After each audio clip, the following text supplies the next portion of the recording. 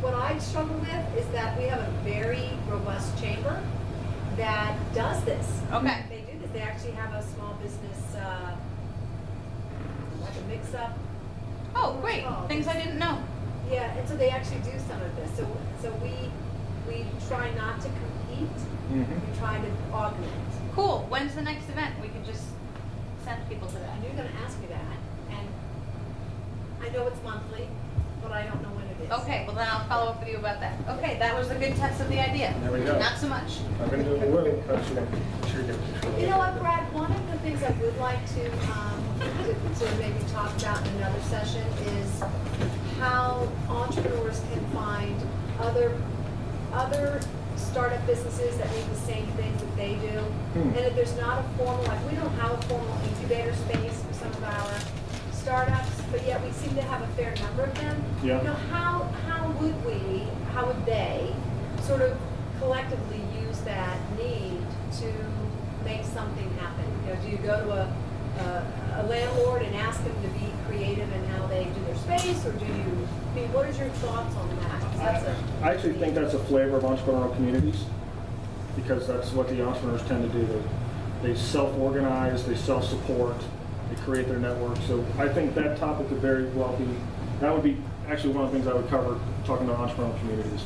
Because incubators are done well. You guys have to know this term incubator. It's a workspace with a lot of flexible lease and lease terms and requirements for new companies to go and get work and get the resources they need.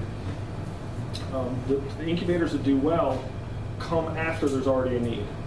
So they identify the need in the community, typically where the entrepreneurs are already self-organizing or have some support to organize, and then incubator becomes a focal point for a community that already exists.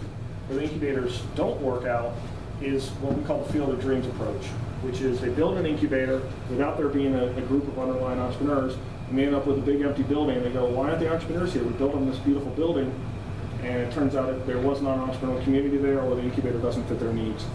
And so, unfortunately, that happens more often than not. So we want to look, so if we build an entrepreneurial ecosystem, then an incubator makes sense. We might get into a point here in Montour Falls, we might be able to justify having an incubator here, which would be kind of cool. All right, so the next fun part of this is open mic. Open mic is just what it sounds like. Anybody can come up here and address the audience. And we've seen everything from, I've got a new idea, or I'm new to the area and looking for this type of work, or whatever. We just ask that maybe you don't run too long. And we also find this to be a nice jump off for the networking. So if you want to use this as a way to introduce yourself to the group, and so I think you maybe want to Sure. come on up. In place or Come on. I'm loud?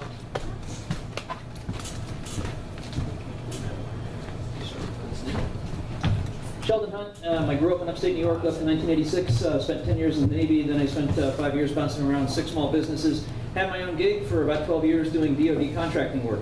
Currently back in the area, tending to a mom that's got 78 years of age and some health issues. Looking for anything temporary, part-time, something that might tide me over while I figure out what my big next, what next and where next might be. So, questions?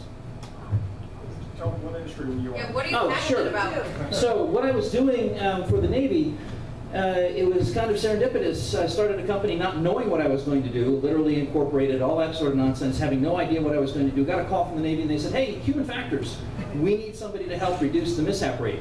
It's in the news right now. The Air Force lost a couple of F-16s this morning. They lost an F-16 last weekend. The Navy Blue Angels put somebody in the ground.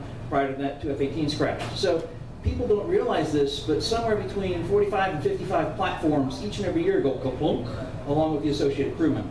And when the airplanes start getting expensive, as they currently are, $75 million a pop, that gets people's attention.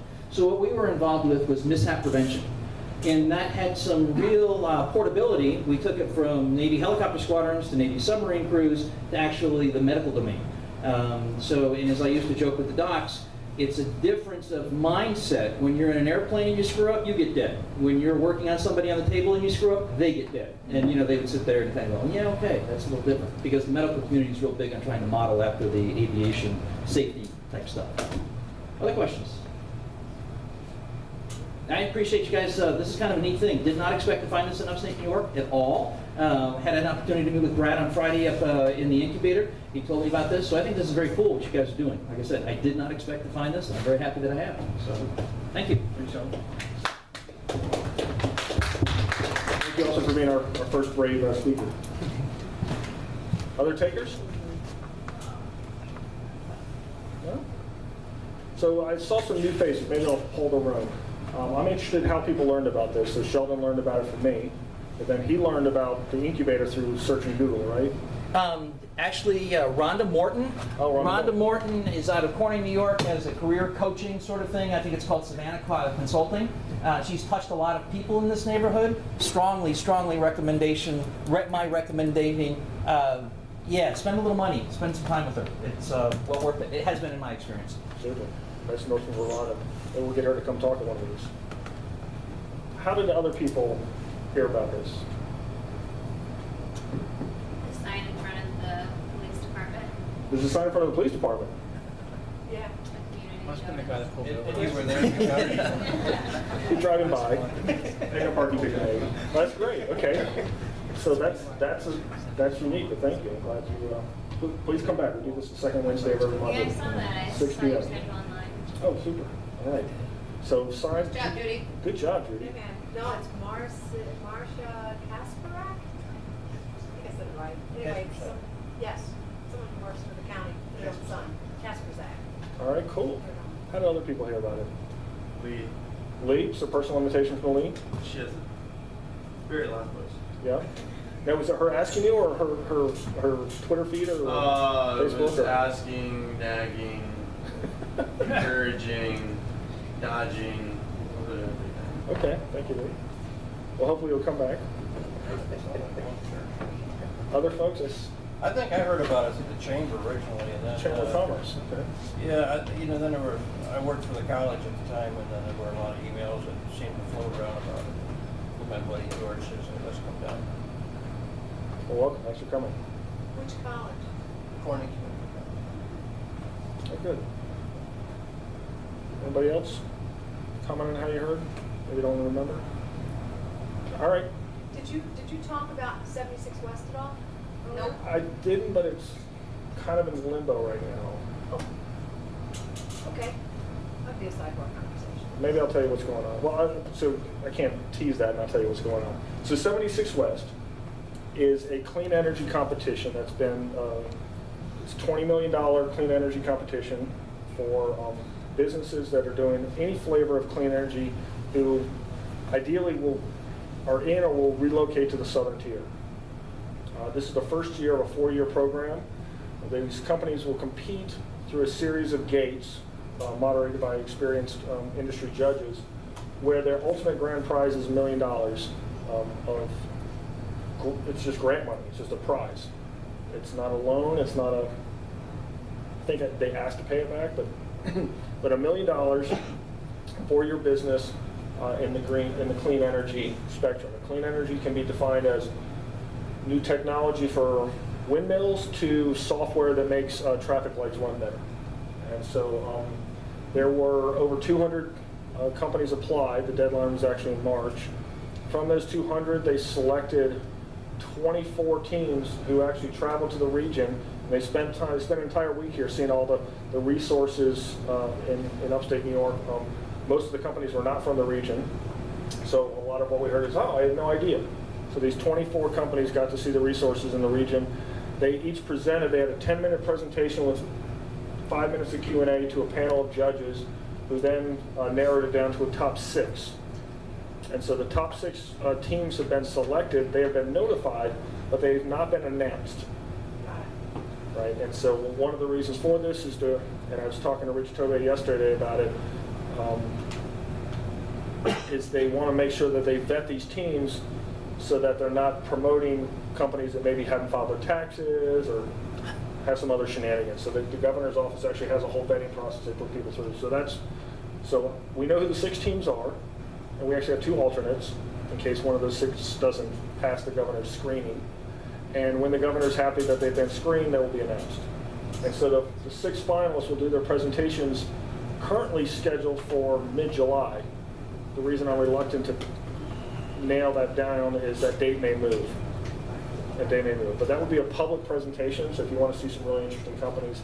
And one of them's going to walk away with $1 million, one of them's going to walk away with $500,000, and the other 4 are going to walk away with $250,000. So if you're one of the 6 final companies, you're at least in for $250K, which is not insignificant money. We will be running this competition for 3 more years. So if you think you want to have a business that could be clean energy and drawing that circle as broadly as we logically can, then look for information on how to apply next spring. And it is free to apply. Would that be like a company that promotes green energy, like, or is it a company that is like using green energy? Like, say you had a car wash, you have like a green room, you're like recycling your gray water, stuff like that, or. Well, I think the philosophy was to draw the circle as widely as possible. Mm-hmm. One of the measures is how big an impact you would have. So a company that, let's use your example of a car wash, that is recycling the water at their car wash may be less interesting than a company that makes technology that could be used by all car washes that allows it to. Does that make sense? Yep, no, definitely. And so that would be sort of the impact we would see. So where the company's success could be magnified was certainly more attractive. So there was, for example, there was one of the submissions that did not make the top 24 was a unique idea about where to put a particular type of water turbine. Unfortunately, it was so unique. It's like, how many places could you put this kind of water turbine? It was clever. It was a very interesting piece of engineering, but didn't really scale. Gotcha. Does that make sense? Yep.